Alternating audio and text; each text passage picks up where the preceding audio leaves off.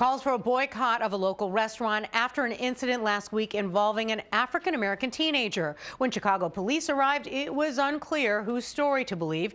CPD does report the restaurant manager alleges the student clenched his fist and made a threat. In that same report, the manager admits throwing a chair.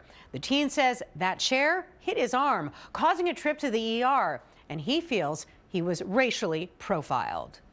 High school student John Kyle Johnson is on Wabash a lot, going to and from school and the library. That's what he was doing last week when he says someone motioned him into the Poke restaurant.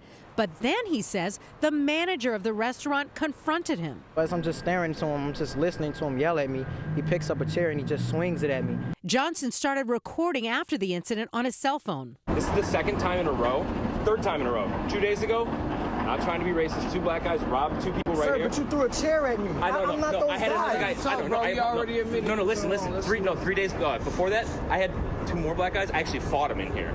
8 p.m. at night, they tried threatening one of my employees, and I had to fight them. When you guys came in here, I just get really defensive, because I have the all the time. These security guys over here don't do threw a chair at me. I know. Let's talk about it. No, man, again, I in the wrong. I feel bad. Today, Johnson stood with an attorney and a mentor to share what he says happened January 2nd.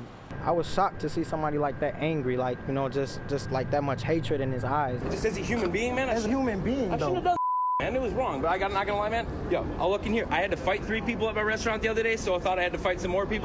I freaked out. Given the state of our country right now, especially our city right now, this is something that needs to be tackled head on. And I think we want to see some changes come out of it. I don't want this to happen to nobody else. This should happen to nobody else. This shouldn't happen to anyone. The spokesman for Poke says the manager, Matthew Fezzi, has been suspended and they are interviewing everyone involved.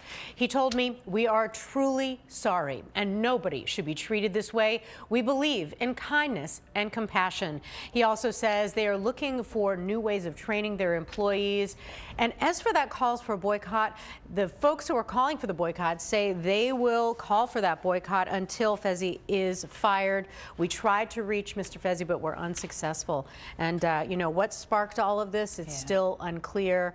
The young man says he had never been in that restaurant, but someone summoned him in, and then he was confronted. All right. Hey, if you like that video, be sure to subscribe to our ABC7 Chicago YouTube channel.